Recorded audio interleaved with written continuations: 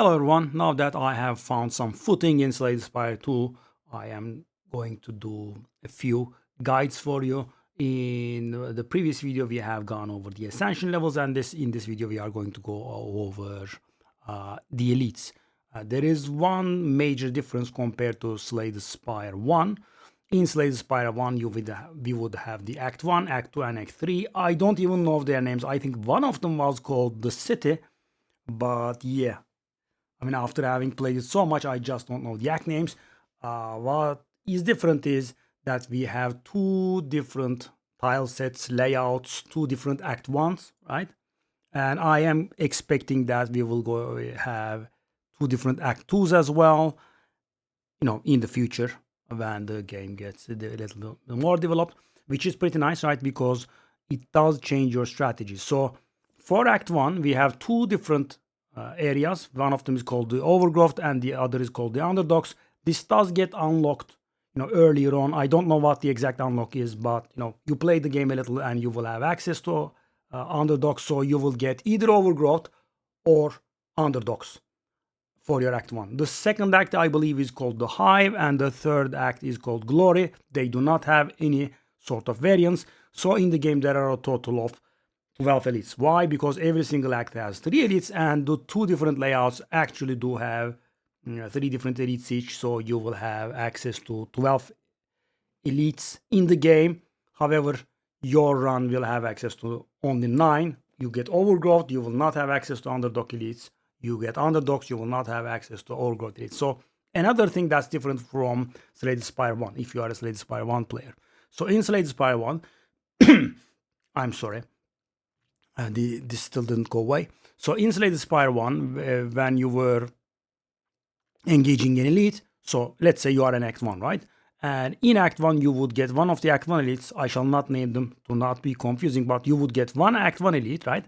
And the second fight, you would get a different elite, right? And that is the same until this point with Spire 2. However, in Spire 1, the third elite that you would get would be something that the last elite wasn't. So that's the basic rule, right? The first one is random, and from that point on, you just get not that one. So for example, let's say we have A, B, and C, right? Spire 1, you get A. That means the second one is going to be either B or C. Let's say you get the B, and the third one is going to be A or C, right? It can be A or it can be C. So, you can get through an act fighting like 5 elites, which is the highest amount possible. If I recall correctly, you could get through Act 1 with fighting 5 elites, and you could never see the elite C, for example, or A or B, whatever it is, right? You may not just, you could just get A, B, A, B, A, B, right? That's possible. In Spire 2, they have improved that. So what you get is the first one is absolutely random. The second one is not the first one that you fought randomly. So let's say again A, B, C, you would be getting, let's say if you got A, you are going to get B or C, but the third one has to be the one that you never fought, right? So you do not get to dodge, one of the elites if you are going to fight 3 elites. If you are going to fight 3 elites, that means you are going to know 100% with 100% certainty what the third one is. So for example, let's go with the examples here. Let's say you fight the statue first, then you fight the bird. The third one is definitely going to be this annoying fella, the frog parasite. Yeah, that's it.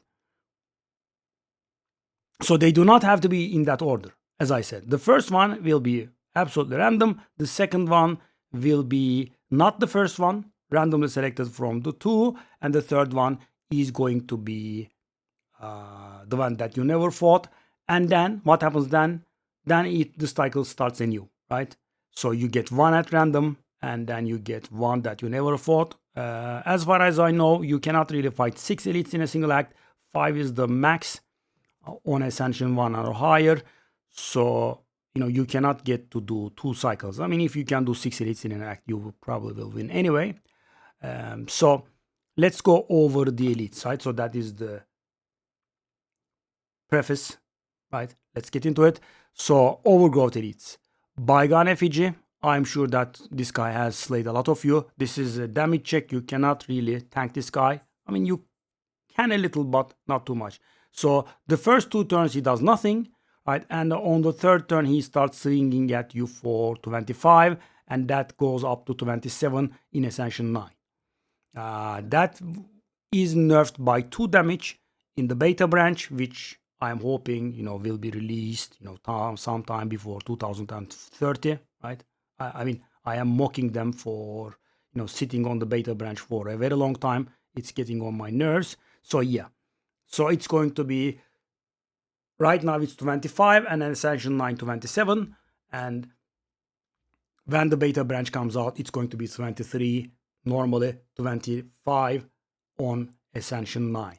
So Ascension 9. So guys, if you hear me mentioning 2 different numbers for a skill, that means, the regular difficulty and Ascension 9. That's where the damage goes up. And so he also inherits the giant heads ability from Slay the Spire 1. Whenever you play a card, he receives 10% more damage from attacks. That is rounded down.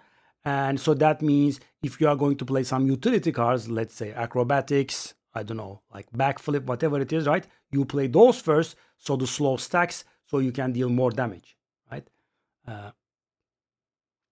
But as I said, round down is like this. So for example, let's say you play neutralize on the guy. That's going to deal 3 damage, right? And then you are going to play strike, which is going to be improved by 10%. 6 improved by 10% is 6.6, and that will get rounded down to 6. However, if you play a 10 damage card, you are going to get 11. But that doesn't really help, because if you play the strike first and deal 6, next time you will have a 20% slow, and the 10 damage card will get 12 damage from it anyway. So that means, play the small ones first and play the biggest attack last, so you can inflict a lot of damage. This guy can be pretty nasty. Yeah, have to be careful. So because, when he's swinging at you for 25 a turn, and, he does nothing else from that point on. First 2 turns he sleeps, and then he comes at you at 25. Damage a turn, never changes his routine, just keeps swinging at you for 25, which is pretty nasty. So, this is a bit of a damage check. The Birdonis is also similar. He never debuffs or anything. He hits you in the face continuously, and also gains strength at the end of his turn. So, this is not a fight that you wanna, prolong either. That is the general idea with the overgrowth elites, right? You have to dish out the damage fast. The Bygone Effigy's HP goes up to like 132, I believe, on Ascension 8, and Birdonis goes to 98, I believe. I believe in the beta branch, Birdonis is the first turn attack. This type of attack is going to be buffed by 1 damage. So yeah, Birdonis, he has multi attacks, so he does change the patterns, but he will continuously attack your face, and you have to nuke him down as quickly as possible. Finally, we had the Frog Parasite, which is very frustrating and annoying. So he gives you cards called Infested, I believe. They are unplayable, and at the end of turn, if they are in your hand, they deal like 3 damage to you, if I'm correct. I think it was 3. And he is going to continuously give you these cards, and when you kill him, as you can, you can get suspicious from the HP. The HP is low, so when you kill him, these annoying guys will come out. They will be stunned when they are released from the parasite. So, if you can tank him a little bit, right, and get him to low HP, and the next turn you kill him, and then you dish some damage out, that's gonna be free, right? Obviously, it's going to be the best if you can hold on to some flick, flack, cleave, whatever. Any sort of AoE would be very great. And so these guys would take turns in attacking you and giving you more infested. And if you let this fight go on for too long, you will die in a very frustrating manner. So this guy, for example, is just swinging you in the face, right? This guy is different. So for example, you're like 1 or 2 strikes away from lethal, and you draw like 3 infested and 1 defend and 1 strike or something. Yeah, you take an insane amount of damage to the face, because you take the melee swings of the guys as well. Yeah, pretty annoying. So these are all damage checks in their own way. I saved you guys from Minecraft. So let's go to the underdogs. That's the second. So we have the Phantasmal Gardeners. So when you hit them with an attack, I don't think that skittish is worded properly. I think it means attacks. Because if you can hit them without the means of an attack, they will not do the guard thing. So what they do is they hit you in multiple hits or singular hits. They buff themselves with strength, as you can see here. And when you hit them, they are going to get block, right? I did word it as exactly the ability does. But the thing is, I believe it means attack damage because when you throw a potion on them, when you evoke orbs on them, that doesn't trigger the block. So if you want to kill them, do the other type of damage first and do the attack last. They gain 6 block when you hit them for the first turn each turn, for the first time each turn. So they are going to gain it multiple times over turns. That gets up to 7 in Ascension 8 or 9. Their HP also increases a little. Yeah. Obviously, this is a pretty good AoE fight. I mean, if you have any sort of AoE, it's going to be good. It does require a lot of blocking capacity. You cannot really nuke one of them. I mean, unless you have something like, Bludgeon, Sunder, whatever is right, big hitter, you can just one hit them, right? But if you are going to do in multiple hits, it is going to take time. Skulking Colony, so this is the worst elite, I would say, in the entire game. And funnily enough, this was buffed in the beta branch. They have reverted it. I haven't seen him after the nerfs, so maybe he's not that bad. But I take a look at my runs. I took like 40 damage from this guy, and there was not a single fight that came close. So this guy is very annoying. You cannot nuke him. He does not take more than 20 damage a turn, and on Ascension 8 his HP goes to like 84, so which means the fight has to take a minimum of 5 turns. And then he hits you with regular hits and multiple hits, and also pretty hard, and then gives you daze like this. I think the days have been removed in the beta branch. We will see it one day, hopefully. So this guy is a pretty nightmare. This guy is a block check. Yeah. So finally we have Terror Reel. This guy gives himself a vigor buff, and at some point he will inflict you with a vulnerable debuff. So after that he will kill you very fast. So the general idea is when he reaches half HP he will get stunned, and the next turn he's going to inflict a vulnerable on you, and then he's going to hit you for a huge amount of damage because he will also have vigor, right? And you will have vulnerable on you, so something like 36. So you should not be taking that hit. So if he is above half HP, right? Let's say he's on 75 and you cannot really do much, I would suggest just tanking the damage, do your blocks and take like 4 or 5 to the face, and the next turn nuke him, let's say down to like 50, the other turn nuke him down to 20, and then kill him before he's able to nuke you. That's the strategy you should. So do not take him blindly down to 70. And on Ascension 8, his HP goes up to 150 and the stun threshold goes to 75. Yeah, pretty still. So this guy is a damage check. You could block him maybe, but not the attack after the vulnerable, right? So, sorry. So you should plan your, strategy in a way that you take him down to 70, he gets stunned, then you nuke him hard, and then you nuke him hard once more and he dies, right? He should not be doing that attack on you. Easier said than done sometimes. Sometimes you have to take it to the face. So these are the Act 1 elites. Act 2, so there is no variance anymore. We will have these 3 guys. There is the Decimillipede, pretty tiresome fight. They buff themselves with strength. They debuff you with weaken, very important. So if you are going to kill one of them on the first one, if you can manage, kill the one that tries to inflict weaken on you, right? As shown with this red arrow. Because it's very hard to nuke them down with the weaken on you. They will be doing multiple attacks, single attacks. They will all be attacking you at all times. And after 2 turns, they will reform at half HP. Yeah, pretty tiresome fight. This guy has killed a lot of players. Okay, Antomancer.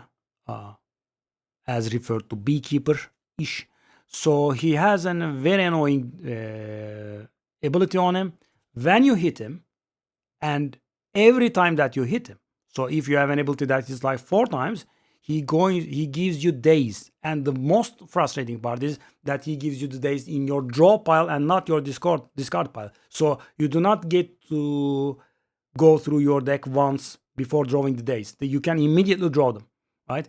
And this creates very frustrating situations like, you need like 1 or 2 strikes and you draw 5 days and he hits you for 20 in the face. Yeah, pretty tiresome. And another thing is, every 3 turns he will buff himself, and he will not be buffing himself with strength only, but he will also buff the amount of days that he gives you. So he hits you twice, then he buffs himself, and from that point on, you will be receiving 2 days. This is a fight that you cannot let go. I mean, you cannot do indefinitely, right? Very hard to block this guy. Small amounts of damage is tiresome. For example, sheaves are not really very good. Multiple hitters are really pretty bad. Try to, arrange your deck in a way that you will be drawing actual cards at some point. Because, for example, there are like 2 or 3 days in your pile, and you hit them many times, you will have like 8-10 cards in your deck, and 7 of them will be days. So you will maybe be drawing like 1 or 2 cards normally. Yeah, there is that. And on Ascension line, he hits 8 times the first turn. Pretty tiresome, yeah. He does hit very, very hard. And the final Act 2 Elite is an interesting one. This guy has a disadvantage, but you can tell from his HP, he does have higher HP. So he hits you pretty hard.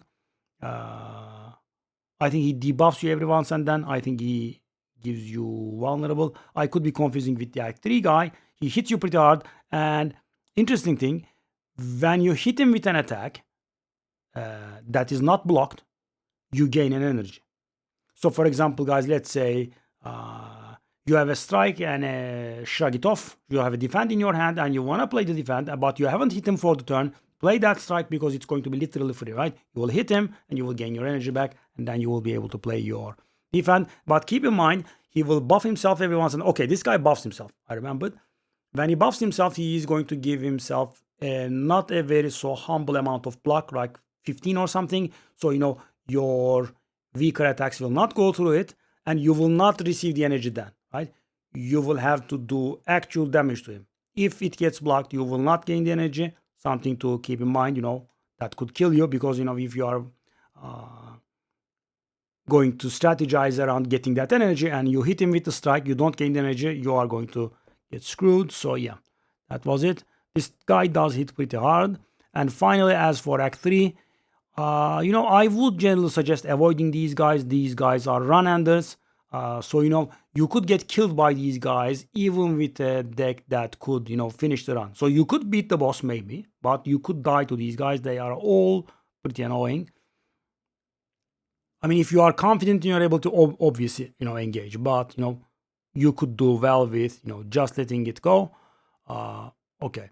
So we have the Knight trio here: Flail Knight, Spectral Knight, Magi Knight. Flail Knight just hits you in the face, and I think he appears in an Act 2 event.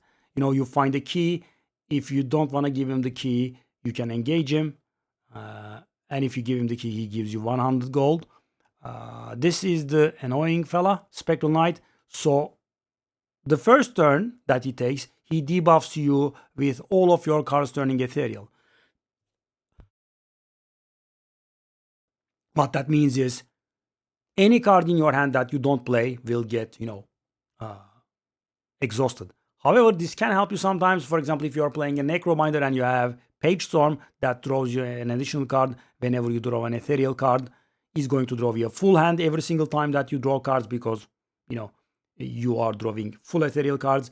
And also, if you have some sort of ethereal synergy like Banshee's Cry, every single card that you play will also help there.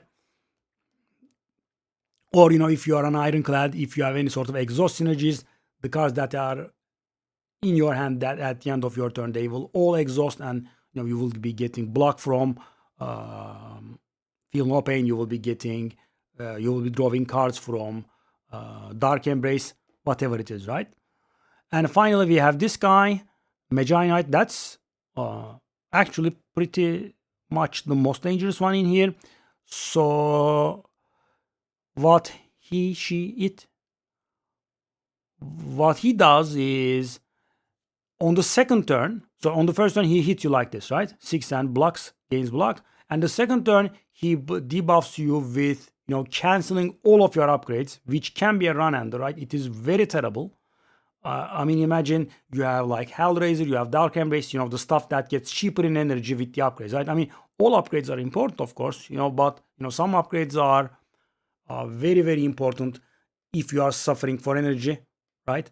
So you go for the energy cost down upgrades, and he's going to cancel them, all of them. It's pretty nasty. And the thing is, even though he doesn't look like he's a hard hitter, on the third turn or on the fourth turn, he will start hitting you for like 35 or so. Insane. Yeah, this fight is really dangerous. Could go pretty bad. Mecha Knight is also pretty ugly. He is... I don't know what it is with these cuffs. Sorry, guys. So he has 3 artifact charges which can make your life hell, right? Let's say you are an ironclad, you want to, inflict vulnerable and deal additional damage. You are a silent, you want to inflict, weak and, save some damage. You want to inflict some doom with necrobinder, whatever it is, right? The first 3 debuffs are not going to take place. Keep in mind that there are some cards in the game that inflict multiple debuffs, like melees, right? Strength down and weaken. So, you do a melees for 1 there, and it's going to take away 2 artifact charges. And there are some cards that don't really look like it, but they apply debuffs, like, Sikkim. That's a Necrominder card that allows Osti to summon when he hits. That's actually a debuff, right? So, use those to your advantage. Yeah.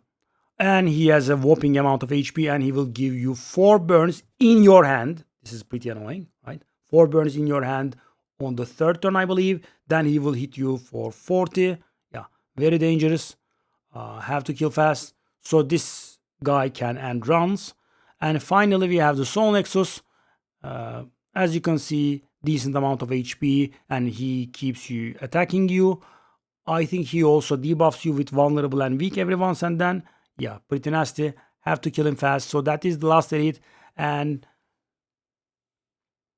so guys, when you are in Act 2, right, there are no surprises. That you will be facing one of these 3. So, you should act accordingly. So, don't do what I do and I'm like, I have decent HP and I have a potion. Let me just engage in it. I mean, if you cannot handle these guys, right, then you should not engage the elite, right? I mean, obviously, sometimes it will be forced on you. But make sure that you plan out your route from the beginning. Do not go for like 2 elites back to back without any rest in between. I mean, if you are going to engage multiple elites in an act, make sure that there is a bit of a rest site in between. And sometimes you will be just very powerful, right? Then obviously go for the route that takes you to the most elites. But keep in mind, the Act 3 stuff is nasty, right? I did lose runs like this. I was very powerful and I thought I would go to a few elites. And, I was able to make it out of the elites, but I took a lot of damage. And, the relics, etc. I got was not really very good. So, I was softened up for the boss so the boss could kill me, right? Have to be careful. Especially Act 3, I would say the best solution is to just dodge. When do you go for elites? The idea is this. If you think that you cannot handle the boss and you need some sort of power up, which means you are desperate, then go for the elite, because if you can handle the elite properly and you get a decent relic, it could change a lot. So for example, you are energy hungry, right, and you get candelabra, chandelier, right, lantern, that sort of stuff, that gives you energy. You are playing a defect with a lot of powers. You get the hand, mummified hand, that makes a card cost 0 when you play a power, so you can chain playing your powers, that sort of thing, right? So they could save rounds, right? But also they could break the rounds, so you have to analyze accordingly. So as we get more act layouts, we will get more edits, I think. I'm not very sure what they are planning on, but it would be very nice for run variants as well if we had, two different act 2s and two different act 3s as well. So, the replayability would go to, would go sky high. So that's about it, guys, and I will see you in another video. Hope you liked it. Bye bye.